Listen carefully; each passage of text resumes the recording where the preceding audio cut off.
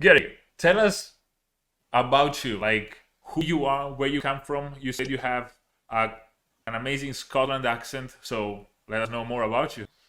Yeah, so yeah, I currently live in a little village called Bures in Suffolk in England.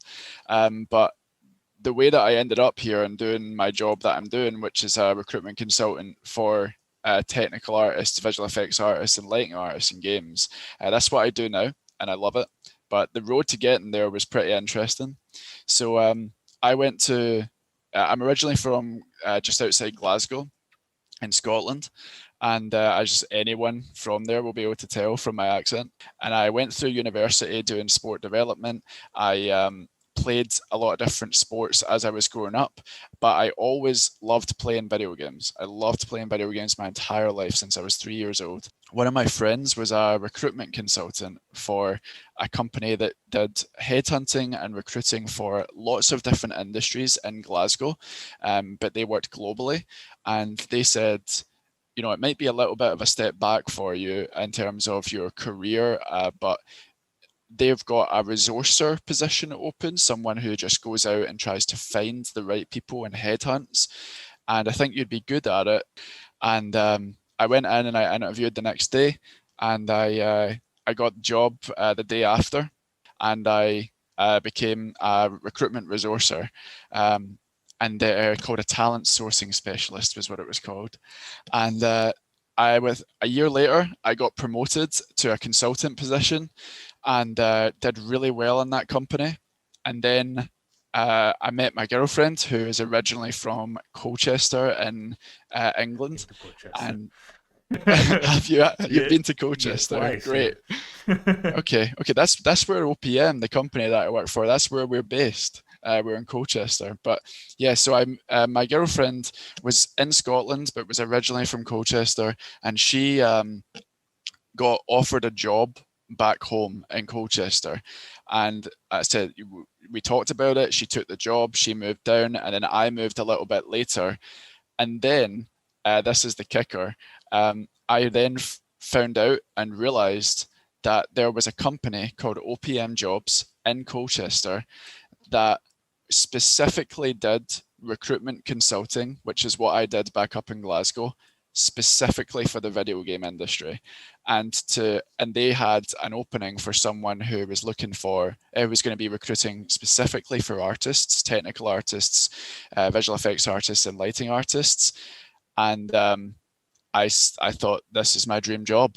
I can't believe this even exists. And then I went for it. I was they called me, we talked about it, and I interviewed and was offered the job, and that's what I've been doing it for. About a year and it'll be a year and a half soon, and it feels like so much longer. But I because it just feels like I've been doing this forever because I've always been involved in the industry. Yeah. And yeah, now I just got, and it's a great balance because it means that I don't make the games, because I feel like if I made the games, I might not be as into games as I am. But I get to help the people who do make the games get the jobs to do it. And then I get to see the people who I help to get those jobs in the credits of the games that I play, which is awesome. And it's such a good feeling. And yeah, so I'm one of the few people I think in the world who gets to do what is the culmination of their life as their job. And yeah, I absolutely love it. And I work from entry level, junior level positions right up to director level positions for Okay. studios all over the world, from small independent startup right through to top tier AAA studios. And I love working with each of them equally because it's different for every candidate. The candidate will tell me what their interest is, and then I get to sort of figure out how that works and how I can help them. And there's always going to be the right job for someone out there as long as they have someone helping them to find it. You know, so that's how I got here. That's that's amazing. I mean, it's not for everybody. I think uh, Yeah, choosing the right people and doing it also for the things that you love. So you really care about what is coming out in the end. So you are more into choosing the best people for what could be the outcome, and you also give a chance to people to also pursue their dreams like you did for yours. So it's yeah, amazing how you can relate to those guys. yeah. It's fantastic. It, and I understand the feeling of trying to get a job and not getting one, and how that frustration can lead to you leaving the industry that you're in, because it happens to me, and um, and I ended up better for it. But I think, and we'll probably talk about this a little bit later, but people get very demoralized trying to get their first job and or their next job in the games industry, and it can cause a lot of people to leave the industry altogether, and I'm seeing it a lot recently, and it's a shame, because people that stick with it often will get the right job eventually, and I know that life doesn't always allow you to stick with it, because you got to make money, you got to pay those bills. But yeah, you're right. Recruitment certainly isn't for everyone, but it definitely is for me. I just enjoy the feeling when I get to call someone and say they're offering you the job, and hear them go, "Are you kidding me?" And then, like, go crazy, and um, that's fantastic. You get to really. It sounds cliche and it sounds a little bit over dramatic potentially, but being a recruitment consultant does allow you those opportunities to really change people's lives for the better. And when it happens, and when you get that massive reaction from someone, it's incredible. I've had people cry down the phone to me with happiness because they've been searching for so long, or just because they haven't been searching and never would have known about it if it weren't for me, and they get to have that massive change. So yeah, it's certainly for me. But I will say something interesting. I don't think I've ever met any recruitment consultant who went through university or school or anything and thought, I want to be a recruitment consultant when I grew up. I don't know anyone that has ever said that. Everyone who becomes a recruiter fell into it because they didn't know it existed until they found out that it did, and then it just became it, because you don't study recruitment at university or anything. Yeah, No one does that. doesn't exist You like have to that. learn it as you do it, you know. Yeah, I'm curious because you said that you're learning how to recruit people, but there is something that you can, like, there is a path in learning how to recruit people. And where did you started thinking about, okay, you said you got your first job in recruiting, but what's snapping in your brain and let you think about, okay, I'm going to recruit people for video games? Yeah, I think learning. I as soon as it was video games, if it's video games, I'm in. Like, if there's Okay. anything to do with video games, I'm gonna be involved with it. Someone like I'm one of those people that will pick up a controller or see a mouse and keyboard, and I think video games. Like, that's just what comes to my head. So as soon as it's going to involve video games, that's going to be for me. But recruitment, as I said, you have to learn the ways in which to go about it and how to be an effective consultant by doing it, and learning from consultants that are more experienced than yourself. Um, the key is being someone who doesn't think that they've learned everything, and that there's nothing else to learn. Anyone who says that is out of their mind. There's always something to learn. Always, you never stop learning. And but the key thing that you do need, and that regardless of whether or not you've learned it yet, is just the ability to talk to people. Just being able to talk to people and let them speak, listen to them, reply to what they've said, show that you're listening, and people appreciate that. And it's so simple, but there are a lot of people who will go on a phone call or go on a video call with an intention or with a goal in mind, and they think, this is what I want out of this call. Whereas I tend to go onto a call thinking, I'm going to see what this person wants from me, and then that will become my goal of the call, to help them achieve that, or at least tell them how I can do that. And that's how I find that I can provide an effective experience for candidates that I work with. Because instead of me thinking, I'm going to go on this call and I'm going to get your CV and your portfolio, and then once I have that, I'm going to try and go off the call as soon as possible so that I can share it with people.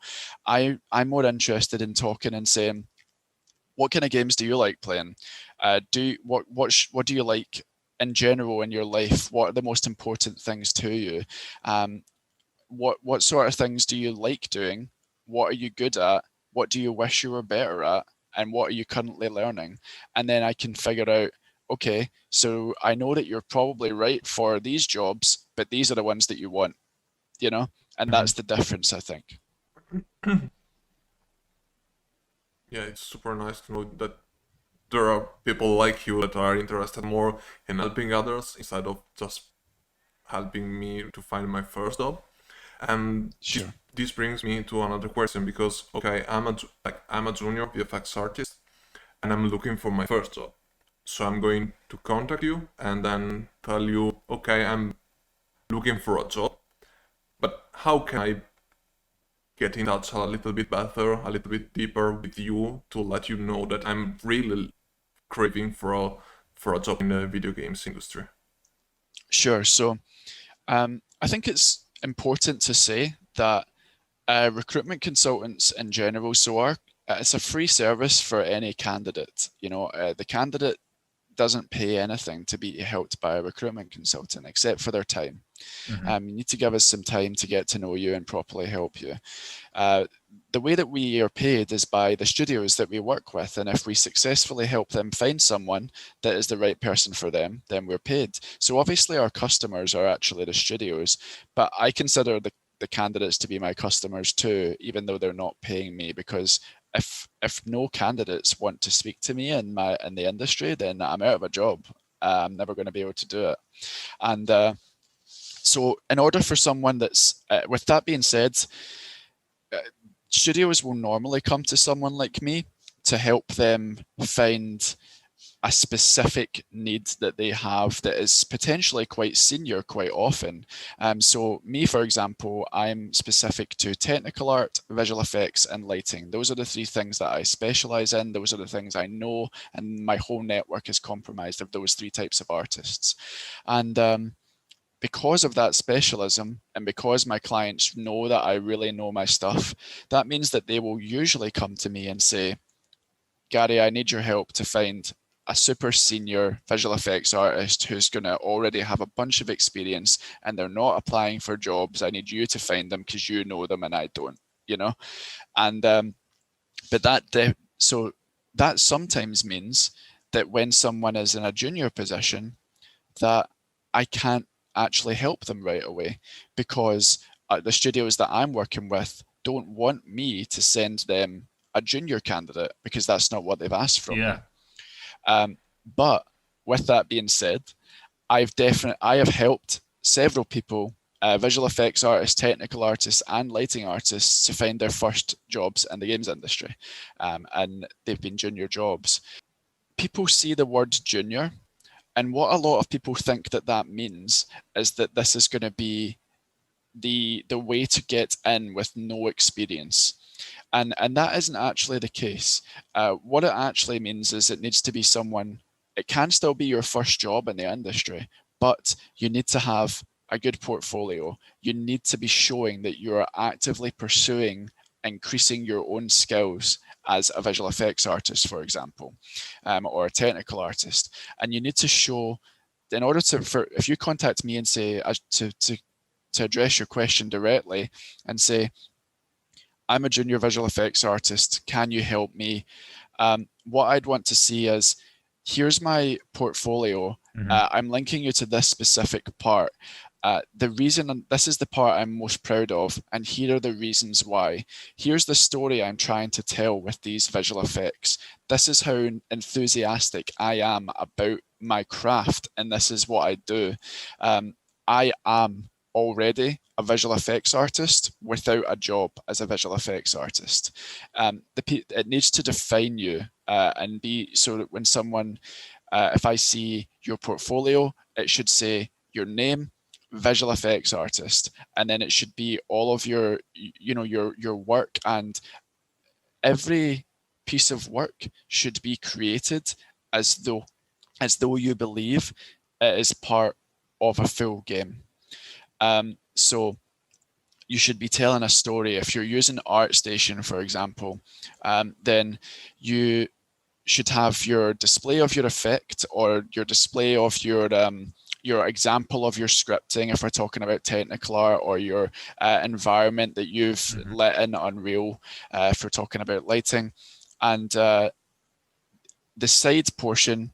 And people often leave these blank, and if you're doing that, my advice to every junior, I'm going to look directly into the camera and say this: if you are a junior artist and you're not writing your mindset, your reasons for doing things the way that you have done them, you're missing the point of your portfolio. So when I look at someone's portfolio, I want to see the work and I want to say, yeah, that looks impressive. And then I want to read, how did you do this? Why did you do it that way? What software did you use? What was the point out the bits that you're the most proud of in it. Tell me the type of game that you imagine this would probably be in. At what stage in the game is the person going into this environment? All of these things are what I'm going to look at, and I'm really going to take notice. One thing that I can't promise for every recruitment consultant, but I can only promise for myself, is that if you contact me and you send me a link to a portfolio, I will always look at it. So if you need to make sure that whatever you have linked to me is something that's going to immediately make me think, wow, and want to see more. And if that's a reel, then the reel needs to start with your best piece of work. People think that they should put it at the end, and because they should have a big finish. And that works if it's a movie and I've paid to go and see that movie and I need to stay until the end to get my money's worth. But if it's a visual effects reel and it's probably, one of several that I will look at that day, I might not get to the end if the start isn't impressive. And that's the hard reality of it, If I think that the first minute of that reel is something that I'm not hugely impressed by for whatever reason, and you've got your best work at the end, I might not see it. And a lot of hiring managers might not see it either. And that's really unfortunate. So start with the best work so that immediately someone's thinking, wow, that was great. And even if the next thing isn't quite as good as that, they're still thinking, okay, that's not quite as good, but I still love that thing, Okay. And they're kind of thinking about it all the time. I have in the past looked at someone's reel, got into the first part and thought that looked incredible. And while the rest of it's playing, I'm already calling them. And I'm going to say, I'm watching your reel right now, but I love the start of it. So just make sure that you're representing yourself. A good first impression works for reels and portfolios just as much as it does in a conversation.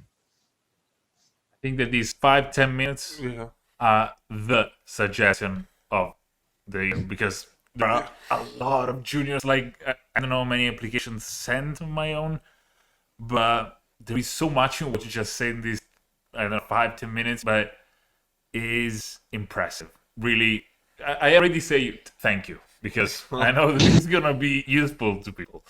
So yeah, I hope so. I hope so. There's a lot of I guess if you have specific questions about portfolios and reels and stuff, then please ask me, because this is something that I get a lot of, and people ask me, what should I have and what should I not have? And it's a difficult question to answer, because sometimes it can depend on what you're applying for or what you want to do.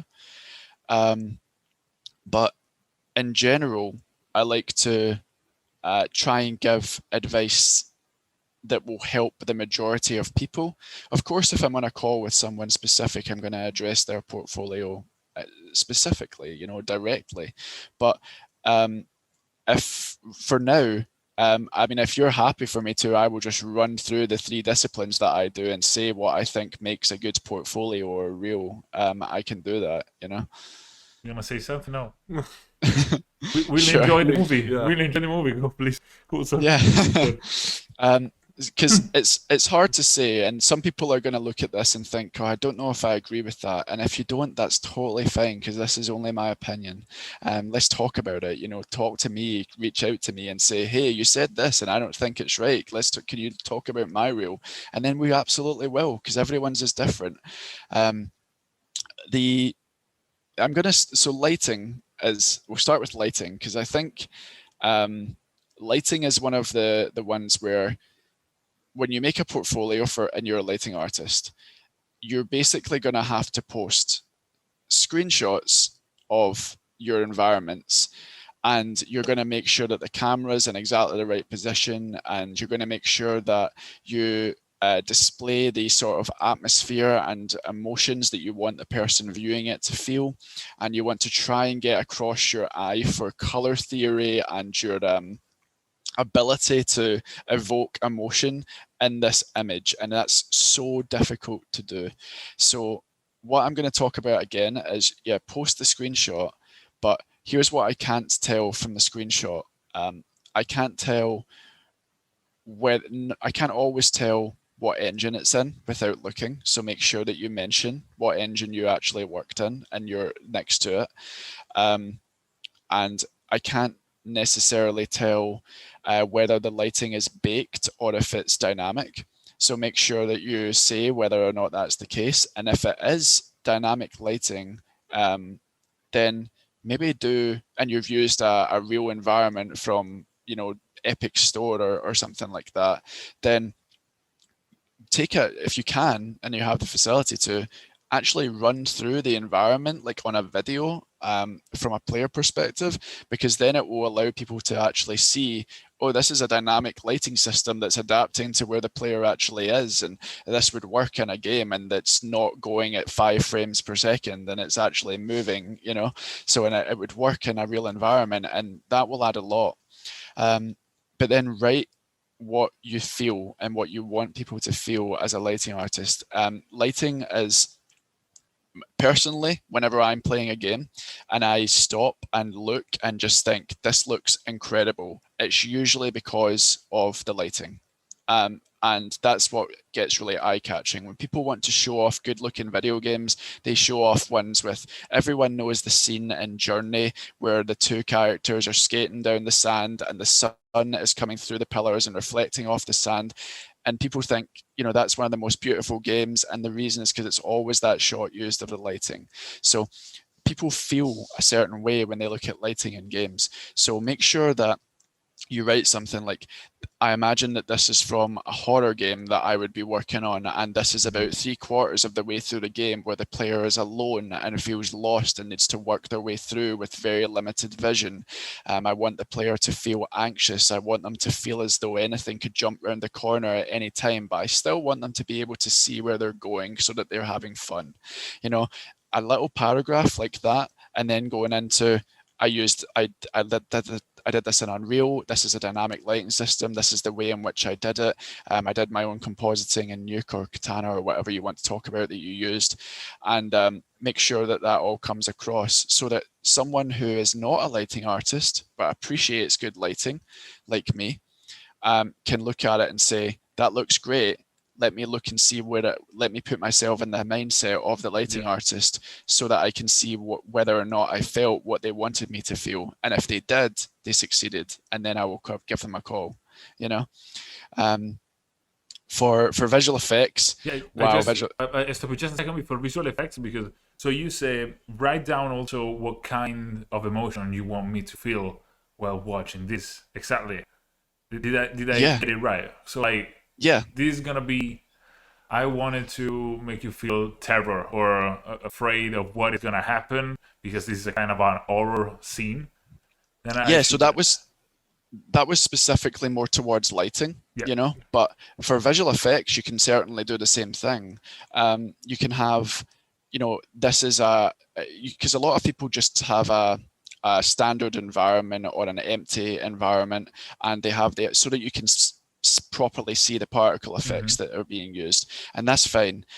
But then what you want to then say is, give the context for what the effect actually is, this explosion will go off right next to the player as they pass it. It should give the player, it should scare the player, or is it an explosion that's going off in the distance in order to guide the player towards it or something like that, you know? Given these sorts of mindset, the sort of information in your portfolio allows people to think, this person actually understands the bigger picture of making a game and not just making an effect, because then they'll think, okay, if this is the direction that the player is supposed to be going in, then that means that I'm thinking about how I will collaborate with an environment artist to know where to put that effect, and it makes the person realize that you're thinking about your role in the team as a whole, rather than just thinking, I'm going to make things blow up because that looks cool, you know? But yeah, the big point that we talked about before with the visual effects reels, best put the effect that you're most proud of right at the beginning. Absolutely. And I mean, if people disagree, I'd love to talk to them about that, because I'd love to know why. Because for me, it needs to start big. I want to be impressed immediately, and I would love to hear anyone's thoughts on why they might do it otherwise. Because I'm wrong about stuff. I'm human, you know. So I want to make sure that I'm constantly learning from others, and I don't think that what I say is absolutely correct. I just give advice based on my own perspective and experiences. And but also visual effects. If you think, I want to be a stylized visual effects artist, I want to work on stylized games, I do not. I don't want to work on realistic games. I have no interest in doing so. Then make your entire portfolio stylized visual effects. Don't just put variety for the sake of variety. Quality over quantity, almost always. If you have a lot of work, you can show a progression. But a good way of doing that is to say, you know, here's where I used to be, and now it's 6 months later, and here's where I am. Some people do the same effect that they did 6 months earlier and do it again, and then post them together on their website or on ArtStation. And having the comparison there shows how much someone is capable of improving in a short time, which is a key aspect to hiring someone as a junior visual effects artist or a junior anything artist in games, is knowing how quickly is this person going to be able to progress. Because typically when someone is hiring a junior, they want them to not be a junior as quickly as possible. So if you can already show that you're learning quickly and you're advancing quickly from your portfolio, then it will give the hiring team more confidence that you will be able to continue to progress at that speed when you start with them. So that's definitely something worth doing. But if you do not mind whether you want to be stylized or realistic, and you are interested in either, then have the variety in your work, and in your reel and in your portfolio. Show that you can do a realistic water effect, maybe work with some shaders, also show that you can do stylized as well, whether it's through try not to have just lots of explosions. That's something I see a lot, and explosions are great, but there's not necessarily always as much intricacy as there might be in another effect. So maybe just have, instead of an explosion, maybe do a torch, like a fire torch. Because then you can show, I can do small little effects too, you know. It's and smoke, by the way, I quite often measure a junior visual effects artists against one another's portfolios by how well they're able to do smoke, because smoke is quite I mean, people are using Houdini a lot, which makes it a lot easier to do sort of smoke effects now than it used to be if you know how to use the tool. But I find that people struggle with smoke because it can look like smog and looks much thicker than smoke should potentially look. And it's good to show that you're able to do sort of opaque looking smoke effects, because it's something that people sometimes struggle with. So if you can show it, definitely do it, at least in my book. And then finally, I've saved this for last because it is difficult. So technical artists portfolios. That's a hard one. Yeah. Yeah. They are very, very difficult to create good ones of. The reason for this, there's many reasons for this, but so it's really hard to create it because a lot of what a technical artist does is not actually seen by the player, because technical artists are, problem solvers who are basically, their job is to make the art team's job easier without compromising the way the game actually works. And trying to sort of bridge that gap between programming and art, because you've got a bunch of people that want to be creative and make this look amazing, and you've got a bunch of people that want to make sure the game actually runs, and those can be opposing views at certain times. So technical artist has to help bridge that gap and help make people's jobs easier. And that means that you're not necessarily always going to be, your work isn't going to be something you can show in order to help someone to assess your skill level. So what you can end up running the risk of is you can appear from your portfolio as though you are a 3D artist, because you might just put a bunch of assets in there because it's that's what you can show, or you might actually appear to be a programmer because you're just putting all of your code snippets on your portfolio, and you've got a GitHub that shows your developer history and stuff, and it's really difficult to strike that balance. So here's what I recommend.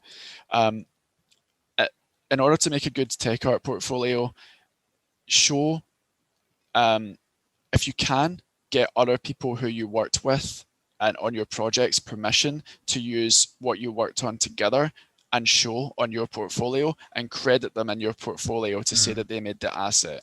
And then, but then the biggest thing about tech art portfolios is I read much more than I do on any other type of portfolio, because because you can't tell what the person did just by looking at it unless you read code.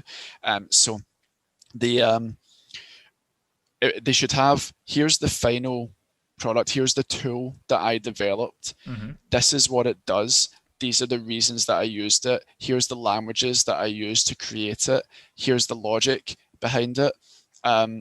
This is, or if you're focused on shaders, you can show obviously your shaders, but make sure that it's clear that whether you made it in Unreal's shader editor or Unity's shader graph, or if you wrote it in HLSL, then definitely make sure that you say that. A common mistake that I see often for people that are great at creating shaders and writing shaders is they just show the shader, but they don't say that they wrote it. And it's actually hugely impressive to be able to write shaders that are really complex. So make sure that you actually say that you wrote it and what language that you used to do so. And it's all about saying, here's the final sort of assets and that were created using my methods. Here is the solution. Here was the challenge that people were having. This is the solution I created. This is how it works. Here's the final product as a result of that. And if you're a junior technical artist trying to get into the industry, try and work with other people and create a project, create an independent personal passion project, so that you can show off a game that you have made as a technical artist, because people will look at the game and say, this game looks as if it actually works. And that is probably because of the programmers and the technical artist, So that's something to definitely do. So I hope that is helpful to all the technical artists, visual effects artists, and lighting artists out there. Again, it will, and it's quite an in-depth advice. It's not an advice. It's actually learn a lot. Yeah, it's the way you work. It's the way you see things, which is actually something that a lot of juniors, but artists in general, don't know, because hard truth is that a lot of companies, for example, when you apply, have a lot of people applying to the same position, and it's hard to answer and give feedback to everybody. But in this case, you are like a friend of the artist, because you're trying to understand what he or she wants to do, and where which is the best place for him or her. So you have some requests for companies, and some companies want one thing, obviously others want another, but you still have those guys in mind and you know where to place them. So this kind of suggestion, this kind of feedback that you gave on how you work, how you choose them, what you like and you don't like, which, as you said, is obviously the way you do it. It's not the way everybody do it. But the Sure. purpose of these interviews with recruiters, like we're doing with you, is to show also that not everybody acts the same way. Like different people think different ways. So there's not the right thing to do and that's it. Like the perfect showreel or the perfect application or the perfect, I don't know, presentation or portfolio. There are a lot Yeah. of possibilities and there are a lot of suggestions that one can take in consideration to make a better presentation. Yeah, I'd like to kind of touch on quite a few things that you just Yeah. said there. So yeah, I can be someone's friend in the industry that can help them, but the important thing is that I will not say that something's good just because we have an existing relationship, because it's important to get criticism. And I have told someone before where I've been looking at someone's reel and I've been on a call with them and I'm looking at it and talking to them and I'm saying, yeah, I love this part. Yeah, if you look at 1 minute 20 seconds, that's my favorite bit, and here's why. And I talk about it, and then I say, by the way, in comparison to the rest of your reel, the bit at 2 minutes, I have no idea why that's in there. That brings the rest of your work down. And I tell them why, and usually, and this is the weird part, usually they agree with me. So usually they'll say, yeah, I know that bit's not as good, but I just put it in there because it's so hard to get, like they'll just say, I just put it in there because it's part of my work. And I get it. You've worked hard on everything. It takes a lot of time. You want to make sure that you haven't just spent the last 40 hours of your life making this piece of work for it never to go anywhere. Mm-hmm. But if it is not as good as the other stuff, then it's bringing the quality of your portfolio down, and especially if it's on a reel, because that's your entire being in 2 minutes potentially to the right hiring manager. And when they say, yeah, I just put it on there because it's something that I've done, and then they usually think, they realize themselves, it shouldn't be on there. I'm not proud of that part. I'm proud of the rest of it. So if you don't look at it and you think, I'm not proud of this, don't put it on your portfolio or your reel, because if you wouldn't mention it in an interview, then and you wouldn't bring it up as an example, then it's not representative of the best that you can be. And something else that you mentioned about the way that I work and the way that I know what different studios are looking for and how that will help me to identify the right people. We mentioned and we talked a bit about juniors before and how hard it is for them to get their first job in the industry. And as I mentioned, it's not always a recruitment consultant that's the best way to go, because not all of them will have the relationship with a studio for them to accept people who are junior at the moment from them, because that's not why they're working with that recruitment consultant.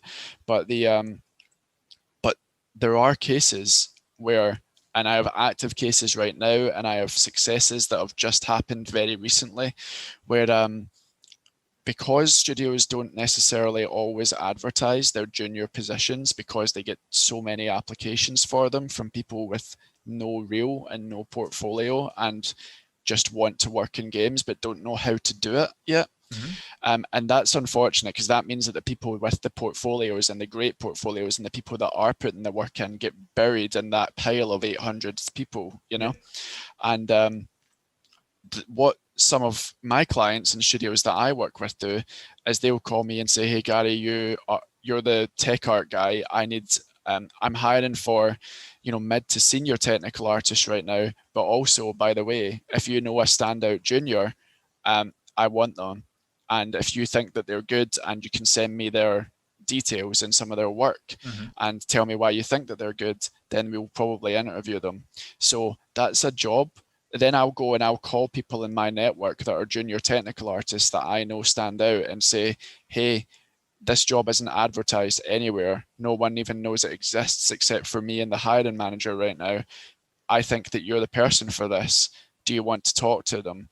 And that's where having a good relationship with a good recruitment consultant can really help someone who is junior, because that's happened a couple of times recently.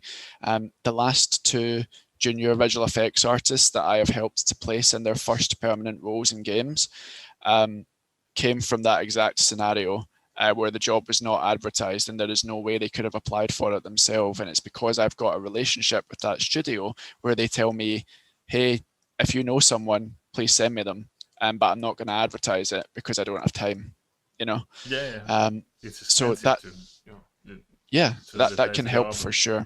Find people, So having that, if you know a good recruitment consultant that you know has your back and knows what it is that you do and what you want and has explained to you why they think that your work is impressive, and you feel, I think that this person gets me and gets why I want to do what I'm doing, and then stick with that recruitment consultant, because they will have your back and they will call you and they will say, this one didn't work out, but here's why, and here's the feedback that I chased for and got for you,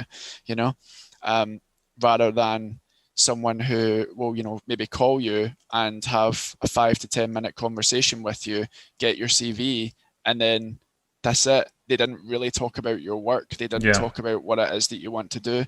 I think that can be a massive difference in making sure that you want to talk about your work.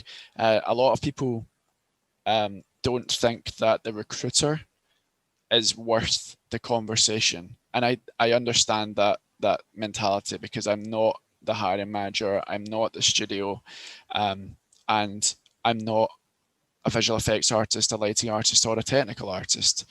But I do know and have good relationships with the studios, and I do know what the difference between a good, a great, a fantastic, and a not so good artist looks like in my disciplines. And I can help with that. So when people think I'm not going to go into detail and I'm not going to go into the enthusiasm and passion that I would show in an interview to this recruitment consultant, it makes it harder for the recruitment consultant to vouch for you. Because if I think this person is so enthusiastic and is so impressive, and it's clear that they have the drive and the tenacity and they have the work in their portfolio that shows the potential to back all of that up and be excellent, then that makes it so much easier for me to talk to a studio about them and say, you have got to talk to this person. When you get on the phone to this person and interview them, you are going to be as excited about their work as they are, because of the way that they talk about it. So if you have a good portfolio, the next most important thing by far in my book is the enthusiasm, the passion, the drive, and being able to show it. And that can be quite hard if you are introverted or you're not used to talking to a camera, since we're in the middle of a pandemic.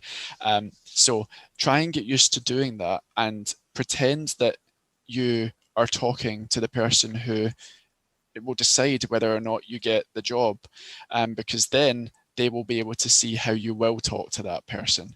And that allows me to say, you absolutely need to talk to this person because I got excited about their work just by talking to them about it, Yeah. Seriously, a lot of tip and tricks you gave us, because it's something that as a junior you mostly don't recognize. Also on having like a network, a connection with the recruiter, because sometimes, as you said, the recruiter is it's the one that I have to go with him, and then maybe he's going to give me the link to someone else, so I can really start my test. But Sure. in the meanwhile, most of the time you're not going to the artist because you didn't even pass the first contact with the recruiter.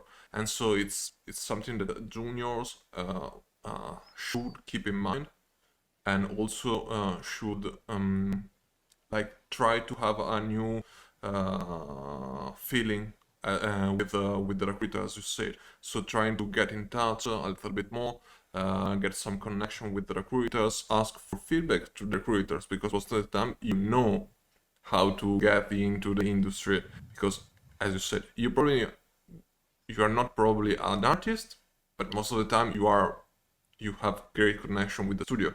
So if I'm a junior and I wish to work somewhere, I should always start with the recruiters and go there and ask for feedbacks at all. So a lot of juniors see the recruiters like this god that you have to go through, and it's hard to ask questions because they have to judge you somehow. So they're gonna be or good or evil. So you don't want to compromise yourself. But actually, we've found out from other interviews that it's really appreciated when you write to a recruiter and tell him, I sent my application in, or I'd like to have feedback on what I did.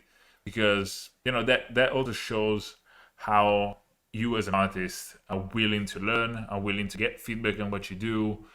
And there are a lot of things that, as you also were saying in the end, it's not just about the technical things that you do, but also about how you are, how you present yourself, how you talk about what you do and what you like.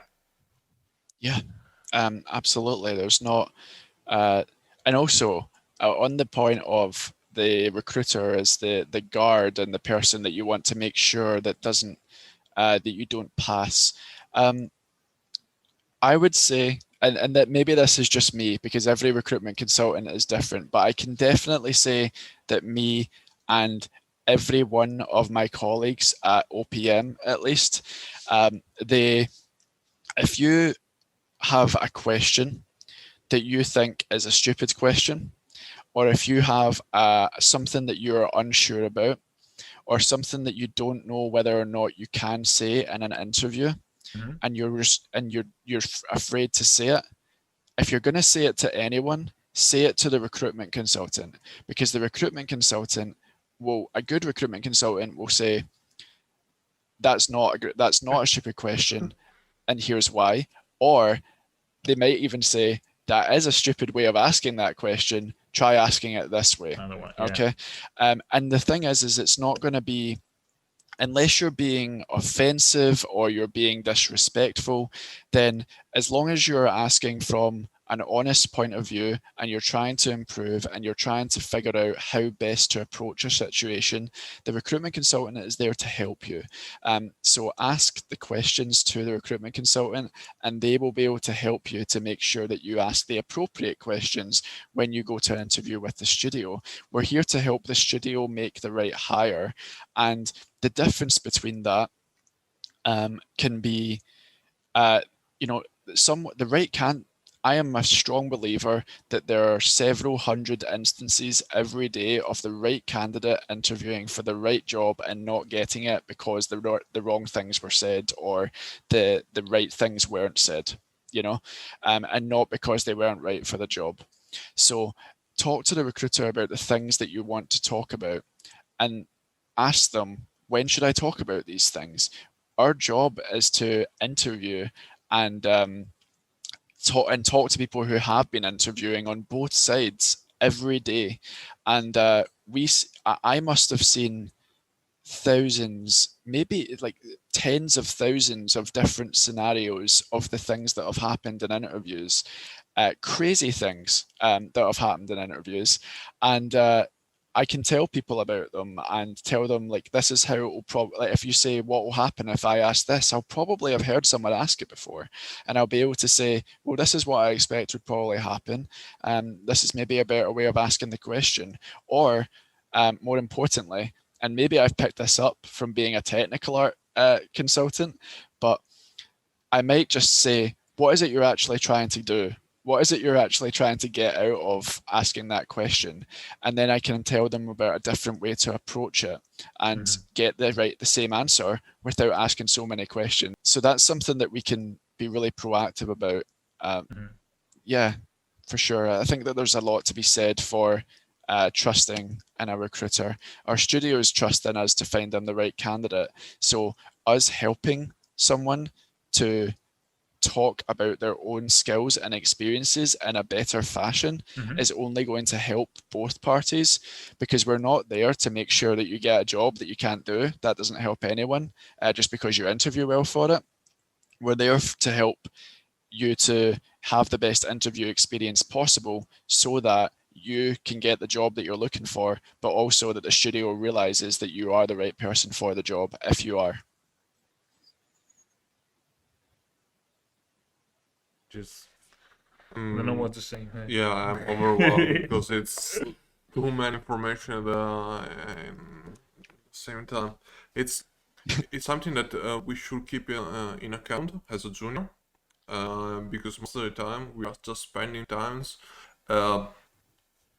polishing the reel without expecting some bad feedbacks from recruiters, because I'm a junior, I've created the best reel ever, and I'm going to send it like 3 or 4 times to different studios with the same cover letter over and over and over again, and I'm expecting to get a result without caring about feedbacks, without caring about bad feedbacks, obviously, or without caring on how the recruiters ask questions, because I just gave you my reel. What do you want anymore from my point? And we should also think about the cover letter, because I'm not sure, but you didn't mention it before, so I'm curious to know if we can skip the cover letter if I'm going to have a good connection with you, or should I still keep the cover letter? Like, Yeah, how does it work? It's good. Yeah, it's good. It's good to have a cover letter if you're searching, but it's not 100% necessary. The difficulty is that your CV, if we're talking about someone who's quite junior specifically, then your CV is going to be quite not necessarily too relevant to your application, because you don't have the experience at studios yet and you've not shipped any games yet, you know. So when it comes to a recruitment consultant that you're speaking to, now here advice for I'm going to give 2 different types of advice. If you are applying directly to studios as a junior because your recruitment consultant that you work with doesn't the studios don't want to receive junior applications from them for whatever reason, and you're applying directly, yes, write a cover letter. Absolutely. Under no circumstances don't have a cover letter. Like, you must have one. And the reason is because it's your chance to say what you would say in an interview without the chance to get the interview yet. Okay. So you're basically saying, here is me. This is what I do. This is why I do it. This is who I like to work with. Here's the type of games that I like. Here's the, don't sound like a robot in it. Make sure write it as you would speak. Because if you have a very templatey cover letter that is very clearly being sent to everyone, and it's exactly the same, it is extremely obvious. That is, when I open something, a cover letter, and it's clear, and it's been one that is written for many different people, and I am one of many who's reading it, I know within 3 seconds that that's what's happening. It's just, and I'm sure anyone would. That's not a recruiter skill. That's a human skill. So if you're applying for something, I'm not saying that you need to write an entirely different cover letter for every application you make. That is crazy if you're making a lot of applications. But definitely have something specific about the job in every one. Even if you have a general template, make the first paragraph of your cover letter about the job that you're currently sending in the application to, because the rest of it is going to be true about your background anyway, regardless of who you're going to. But you need to write about the specifics of why you're going for that one and why you're interested, because then the person might read it and see, oh, this is actually about us, and this is about what I want to go for. And that doesn't mean, by the way, just changing the name of the company every time, because that's also super obvious when that happens.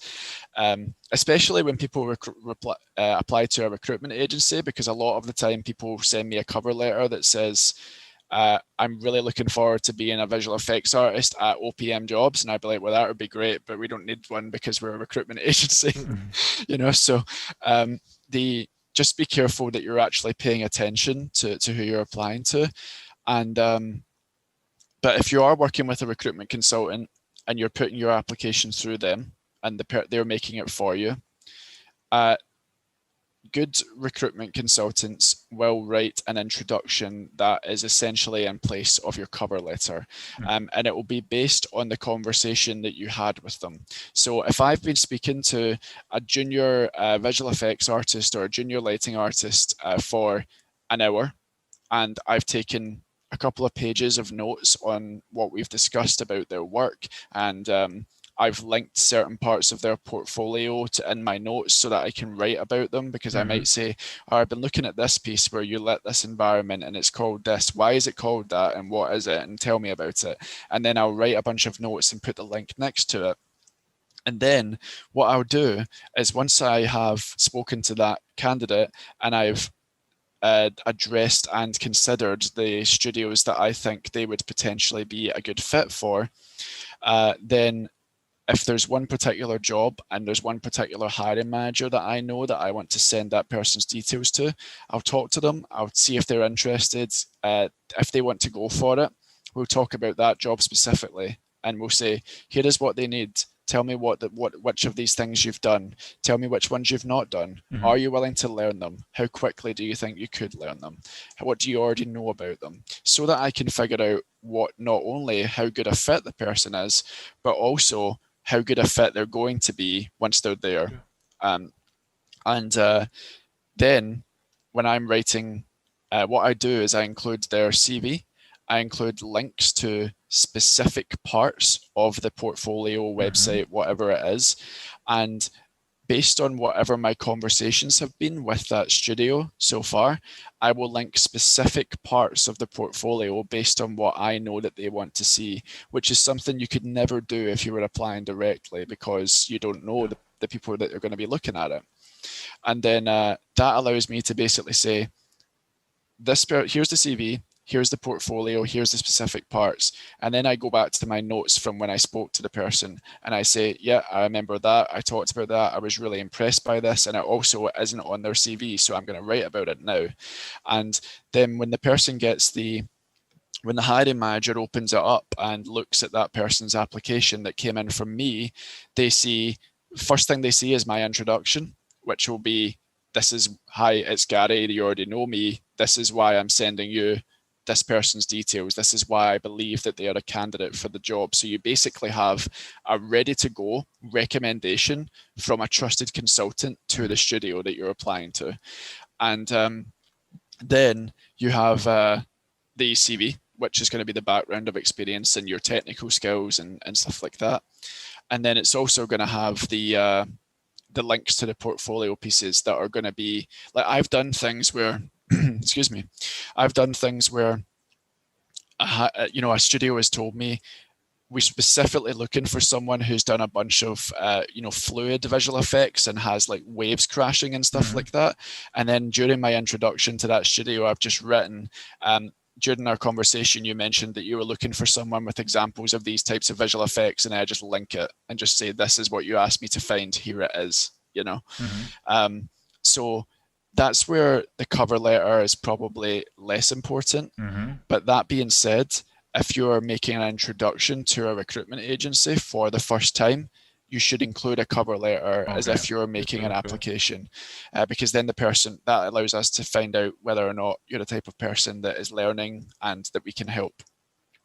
Okay. You usually also have calls with the artists that go through you to find a job. You said you watch the show reel, and eventually when you help those guys find the work, you also have calls with them to know them, or you get everything with chat? Yeah, so I have calls, usually video calls, sometimes phone calls, and I work all over the world. I hear a lot of stories about people who have very short conversations on LinkedIn or on emails with recruiters, and then they say, "Yeah, you're looking for a job, and yeah, okay, great. Can you send me your CV and I'll send it out to the studios that I know are hiring." Okay. Mm-hmm. Um, I think personally think that that is an ineffective way of recruiting and is not helpful to the candidate at all. Okay. So, the what I do is I will speak to someone. I'll look at their portfolio CV. Sometimes, if I'm headhunting, I will specifically contact someone who doesn't even know who I am because I've looked at their ArtStation and think that their stuff looks cool. So I just want to talk to them about it and Mm-hmm. see if they're open to a new job, And the I'll talk to them about their work, and I will absolutely have an absolute minimum of one full call with them that will last a minimum of 20 minutes, usually closer to an hour, depending on the time that we both have. Yep. And we will discuss all of their work, why it is that way, what they've done, what they want to do, so that instead of me just saying send me your CV and then I'll send you to the studios that I know, what I'm doing instead is saying, okay, who have you already applied to? Because if you have, I'm not going to duplicate your application because it looks bad. And who are you? What are you actually considering? What is your dream job? Where would you love to work? Where do you want to end up in the end? What are your personal circumstances? If you're going to be relocating, do you have pets? Do you have family? Do you have family that are not EU nationality if we're in the EU? So do they need a visa to move with you and stuff like, so that I have a real understanding of the person's personal circumstances, the way in which they work. And then after that, we'll talk about the specific studios that I'm working with that I think are right for them based on the discussion that we had. And what that ultimately means is they might have to spend a little bit more time with me in the beginning, but then they will say, why? Because I won't talk to them about anything that is irrelevant to them. So if someone has told me, because I often get this, so I get a lot of people who I contact and they come back to me and say, can you just send me a list of the studios that you're working with, and then I'll decide whether or not I'm interested in any of them, and then we can have a call or something like that afterwards. And I usually say, I don't know which studios to send you because I haven't spoken to you yet, and I don't know what you want to do. So, and all I know about you is that you've got a good portfolio and you've got impressive experience. But I need to know the specifics, because what if you're a technical artist and you have only ever worked encoded in C# and worked in Unity, and you've never written a shader, and then I send you a technical art job that is, for a trebly game entirely built in Unreal, lots of C++ programming and lots of scripting that you haven't done, and we want you to be able to write shaders in HLSL, then what that looks like is I'm sending you a job to look at that is completely irrelevant to your experience. Whereas if I have a call with you, I will only send you jobs that are possible, realistic and interesting, and we'll only talk about those ones. So if you tell me that you can't move to, you don't want to move to Spain, but you're happy to move to France, then I won't send you anything that's in Spain. It's just super simple. And I don't, so I'll always have that call. I'll always make sure that I know what it is that they're interested in, so that as little time is wasted of theirs as possible, because then I will only talk to them about opportunities that are interesting, relevant, and logistically possible for them, and also that are going to pay them enough, because I'll probably ask them what they're earning.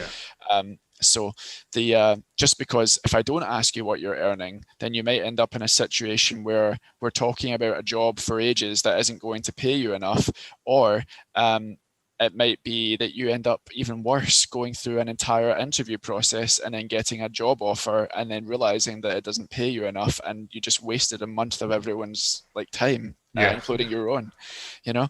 So that's something that I'm very, very passionate about, is making sure that I talk to their candidates and that they feel as though they come out of the call thinking, he actually was interested in what I do.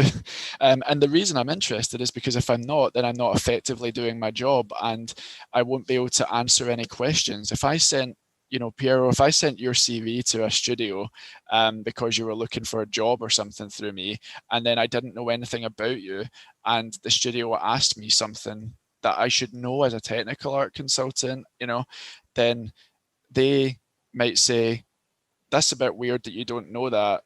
Have you ever spoken to this person? Yeah, indeed. They expect something from you more specific about the person that you are advising. You're advising me someone that you don't know, so why should I take somebody you don't know? Exactly. And I'm not a forwarder of CVs. I'm a consultant to both parties. So I am there to help the studio understand how to make the right hire and to help them find the right person for it. And I'm there as a consultant to the candidate to help them make the right decision and help them get in touch with the studios that are interesting to them, and ones that are a right fit, and also help them along the process as well. So that's super important to me, and I think that's the difference between someone who calls themselves a recruiter and someone who is actually a recruitment consultant in every sense of the term. Fantastic. Yeah.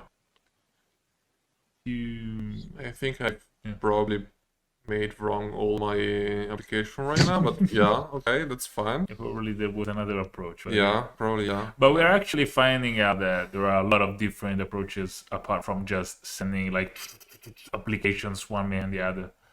And this is great because we're opening our mind, and we're opening our mind to the guys that are watching those videos. So that's great.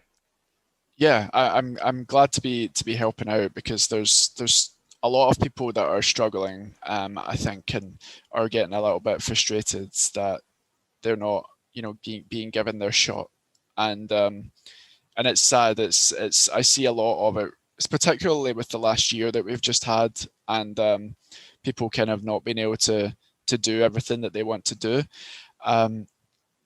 Just pieces of advice to give people who are struggling to find their next job in games, or their first job in games, is that don't stop updating your work. Don't stop working just because you don't have a job. I know it's hard, and you're probably working somewhere else that you don't want to be at the time. But that's the difference, between someone who says, I've been looking for a job and I'm trying to find my next opportunity, and I update my portfolio with a new piece of work every month whenever I can, and someone who is in the same situation but hasn't updated their portfolio for the last 6 months, and it just doesn't look as though that person is truly as enthusiastic necessarily. Even if they are, it doesn't look as if they are, because they're not doing it for fun. And everyone who is an artist of any type in games started doing it because they thought it was fun. That's the reason that we're all into games. I know there's people that make games that don't play them, but there is a minority there for sure. Most of us who are involved in the industry also enjoy playing. And if it's your enthusiasm, if it's your passion, if it's what you want to do, then do it until the point where you start getting paid to do it, and then the people who see that potential will give you a shot. CVs so if you're a visual effects artist or a lighting artist, your CV is not that important compared to your portfolio. But it's still important it's a good place to put all the software that you know how to use, and it's a good place to write what your general responsibility is. If you are senior or lead level, then your CV becomes more important, because you need to explain how you have that level of seniority and what your responsibility is. All that stuff, so that you can make sure that it gets across what your position actually is and what makes you more senior than someone else. Yeah. But the a technical artist's CV is important because you are a mix probably of different skill sets, and if one of those skill sets is probably some level of programming or scripting or shader writing or coding in general, and a CV is a really good place of putting that information, like saying, these are the languages I know how to use, these are the sorts of problems that I deal with, and this is the type of code that I work in, and these are the types of solutions that I bring. So CVs are more important for technical artists, particularly because it's difficult to have a portfolio. One thing that's worth mentioning is that if you're a visual effects artist or a lighting artist, and I will not send your details to any studio if you don't have a portfolio. I just won't do it. It's pretty much pointless to do it. The hiring manager will just come back to me and say, I want to see their work. So make sure that you actually have one. Technical art, I'd still like there to be one, but it's somewhat more understandable if it's not as built up, because it's more difficult to show, and your scripts or your tools might be under NDA or something. So that's a bit more understandable as long as we can talk about it. But CVs, so I would say make sure that your CV is easy to read. That is the most important thing about a CV. And in general, I know that some countries across the world teach this differently. So this might be a little bit of a UK thing, but in my experience of working as a global recruitment consultant for 5.5 years now, I find that this is the best way of doing it worldwide. Put your most recent experience at the top of your CV, not at the bottom. A lot of people put their experience in chronological order because that's the way that you're taught to do it in your country. What that actually creates, and as soon as you start thinking about it, it's actually really obvious. The first thing that you want someone to see is what your most relevant and recent experience is. So it should be at the top. And also, make sure that the month and the year that you started and finished at different places is there. So, I started here in August of 2019 and I finished here in September of 2020. And the reason that that's important is also obvious as soon as you think about it, because the impression that hiring managers get from a CV that just says 2019 to 2020 or 2020 to 2021 is that the person was actually there for a very short amount of time and doesn't want to say that on the CV.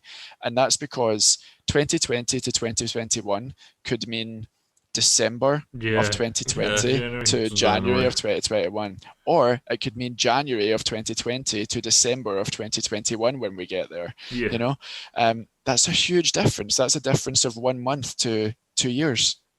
So make sure that you put the month that you started and ended each of your jobs, because then it gives a better idea of the person's progression and your progression as throughout your career. That's really important.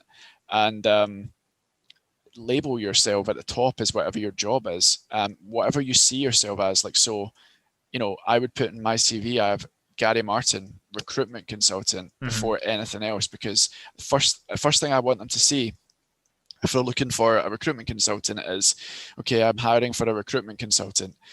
Let's open up this CV. Gary Martin, recruitment consultant. Okay, now I know that he's at least doing the job and he is what I'm looking for. So if you're even if it's not your current job title, so if you're a junior visual effects artist and you're looking for your first job in games, your CV should be your name, junior visual effects artist, or even just visual effects artist. You don't even need to put junior, because you need to, it's like what you want to say with that CV is, here's my name, I am a visual effects artist, here's all my experience and skills. And that means that the person knows immediately that they're looking at the right sort of person, the right sort of background. And because particularly if you've never actually had a job as a visual effects artist, the person's going to look through your CV looking for the term visual effects artist and trying to figure out, like, why is this person applying for a visual effects artist job and they've never been a visual effects artist? And that's much harder to work out if the person hasn't actually said that they're a visual effects artist anywhere on the CV, even if it's not their job title. Because the first thing I do, if I open up a CV and I see name visual effects artist, is I look for a portfolio link, because I already know that that person is a visual effects artist. So I just look for their portfolio and I don't really necessarily care what the rest of the CV says after that. So I'll look at it afterwards, but I'm more looking for the portfolio. So if but if it doesn't say name visual effects artist and it just says name, and then what I'm going to do before I look for their portfolio link is I'm going to be looking through the CV to try and figure out whether or not this person actually has a portfolio or does anything relevant to what I'm looking for. Read somewhere there also the time of when you consult a CV, it's about 6 seconds, 7 seconds of decision, and then you discard it. Like, but that's probably for the company is not true in this case. But yeah, it should be really clear immediately what you do and what you did eventually. Yeah, I've read that too. I don't know where that comes from, because I highly doubt that anyone has ever tested it. Like, I don't know if anyone's ever sat with a stopwatch next to everyone reading CVs and went, right, 6 seconds, 4 seconds, 10 seconds. Yeah. So I think but even though I think that that's probably just made up, I do think that it's worth thinking about, because I think the reason that someone did create that piece of information and that fake statistic, so to speak, is so that people look at their CV and think, what can I read in 6 seconds? And if the first 6 seconds isn't interesting, then you need to make it more interesting. So even though I don't think it's a true statistic, let's pretend it is, because it's a good piece of advice. It works. Okay. Yeah. Okay, great. Is there anything else you think there is to say about CVs? You don't have to have, a really interesting looking CV. I understand that creative people want to get creative with it, but legibility and readability is much more important than how nice the CV actually looks. And if I find it difficult to read because of the background color that you've used, and it's worth bearing in mind that whoever's reading your CV might be colorblind, or they might have some sort of condition that makes it more difficult for them to read it. So plain text on a plain background is actually my favorite type of CV, because I know that anyone that I send it to will be able to read it.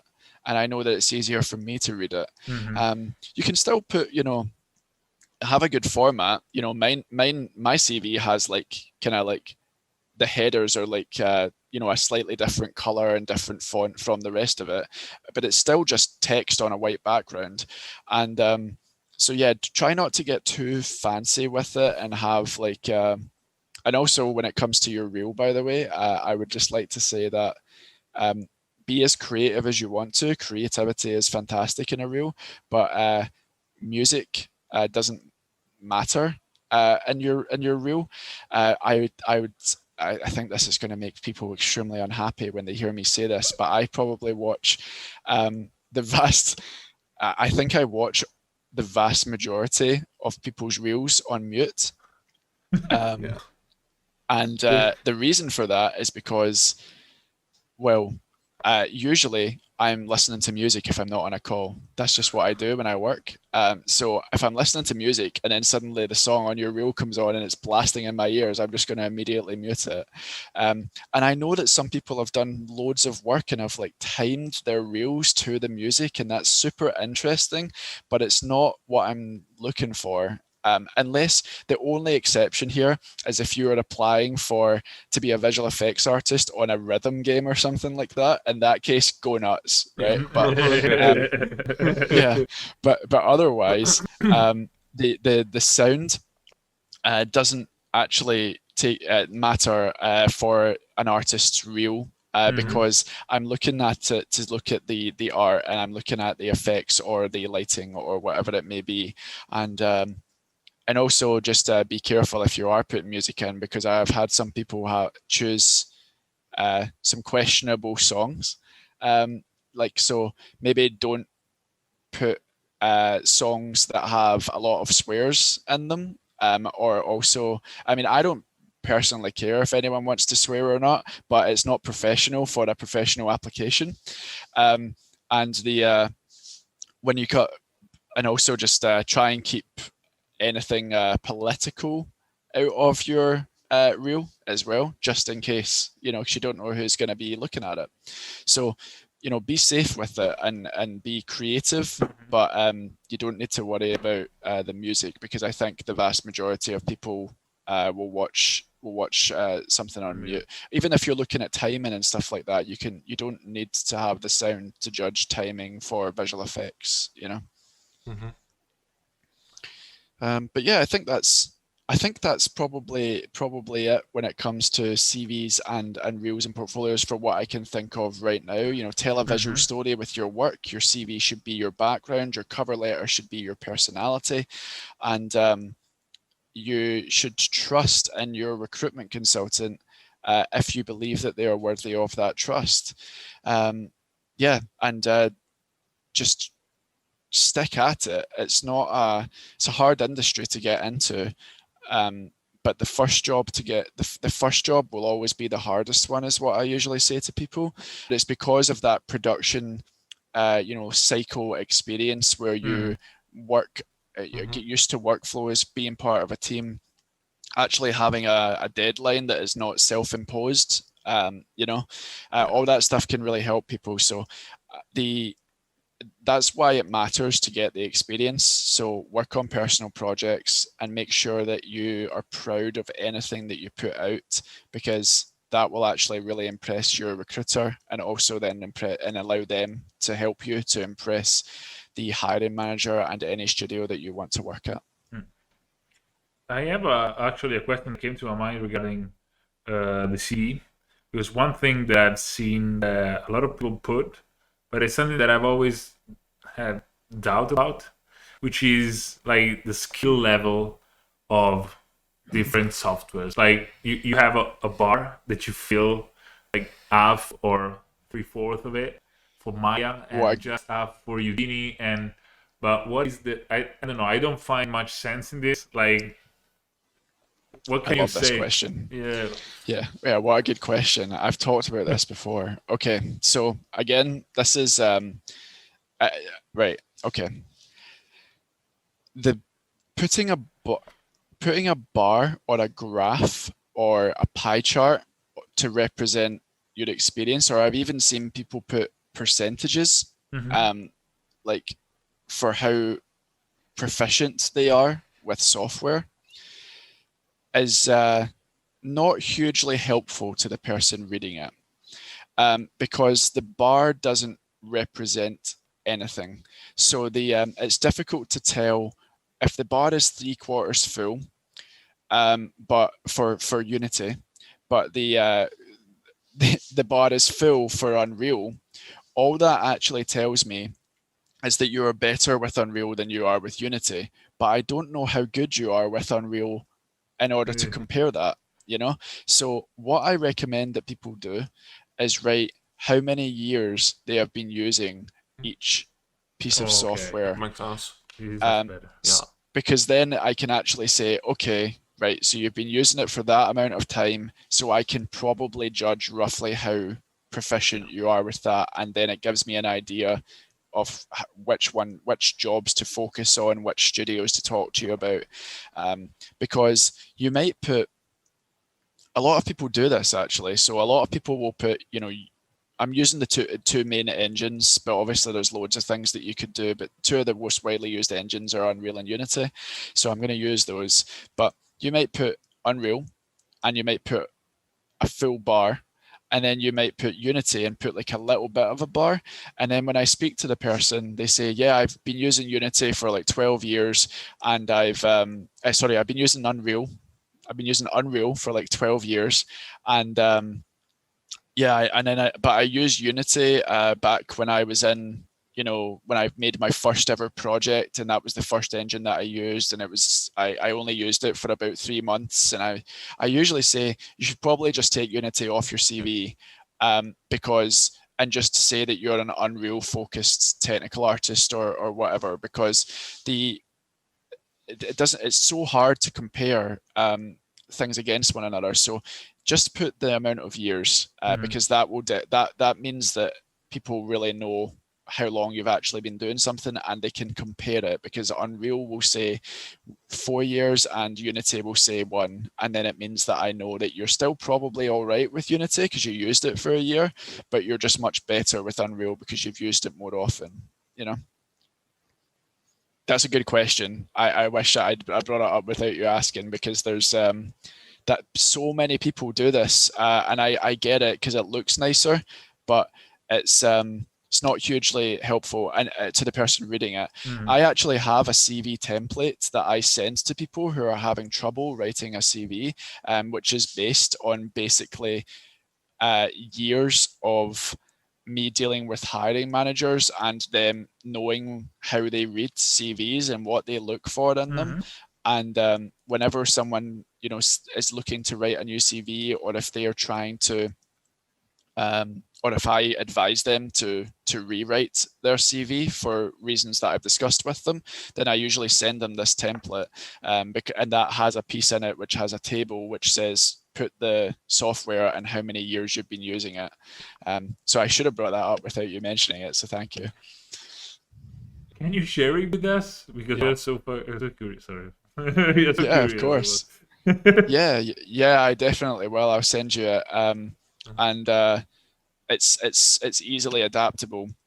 So, and it's actually available. The one that I use is on the OPMJobs website. You can download it. Okay. There's a bunch of stuff on there. One of the things that I wrote was an example for interviewing, a way to answer interview questions called STAR, which is taught in some universities. I won't go into it now, but it's a technique that allows you to structure your answers in a way that helps the interviewer to understand what you're talking about and helps you to make sure that you don't miss anything out. And we published that on the website as well, and people still tell me that they found that and they use it.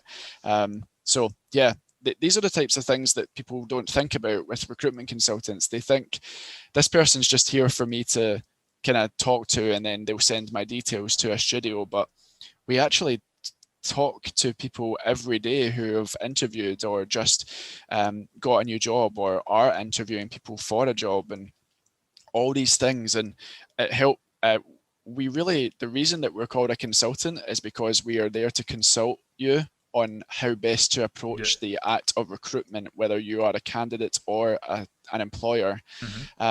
We really do know our stuff as long as we're given the opportunity to share it. And as I said, there's sometimes you get people who aren't giving the due attention that they necessarily could or should be, but a lot of us do. So give recruitment consultants an opportunity to help you, because it's a free service for you as long as you're willing to give them the time. That's fantastic. You have questions? No, because if I'm going to dig deeper into how to make an application, probably I'm gonna cry because of the latest probably 100 application I've made before having my first job. So yeah, I'm not going to ask you anything more, except for one last question by my side, but it's more like the fact that your job is free for juniors, for artists, and I wish to know, how do you explain to someone who is willing to find a job but is not willing to invest that much time? Because if I'm going to make an application, it's easier, it's faster, and I just need to fill a format and then send, probably most of the time. Instead, if I'm going with you, it's not obvious that I'm going to have a job, but in the meanwhile, you are asking me to spend more time with you, to probably also redo some of the stuff that I have already made. So why should I came to your place or to have a service with you? And what are you going to offer, not as a job opportunity, but as a personal service? Yeah, good question. So yeah, that's common. People think it's faster for me to just apply directly, and it's always going to be, and it means that I know that the application is gone to the studio, and I know the studios that I've applied to. The way that I usually talk to people who say, I don't know if I have time, I'd rather just make an application.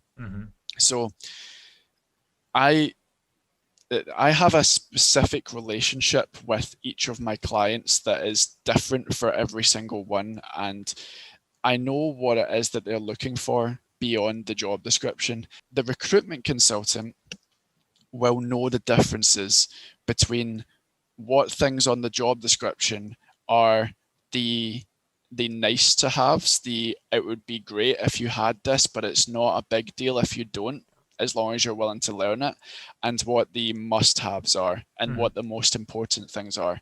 And they can basically say to you and talk to you and say, I'm going to figure out, and this is what I say to people, say, I'm going to talk to you and figure out what you like and what you're interested in, so that anything that I talk to you about is going to be focused on that.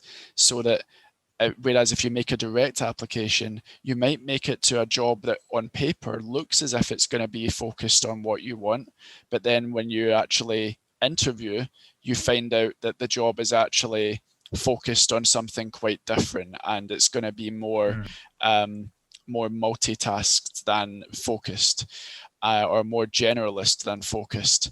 And whereas I will probably already know that in advance. So I will say, I've spoken to this studio and they have told me that they are specifically looking for someone that wants to be focused on optimizing the art pipeline on this game. And this is what it's going to be. This is what you'll be doing for the next at minimum 2 years. And that is what the focus is going to be.